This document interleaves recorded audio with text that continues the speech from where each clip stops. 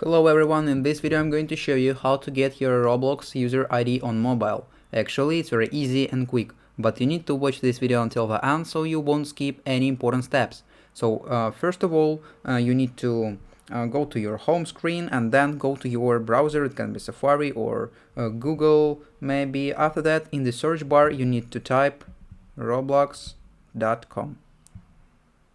Then you will see this interface. You need to find little button continue in browser right up here.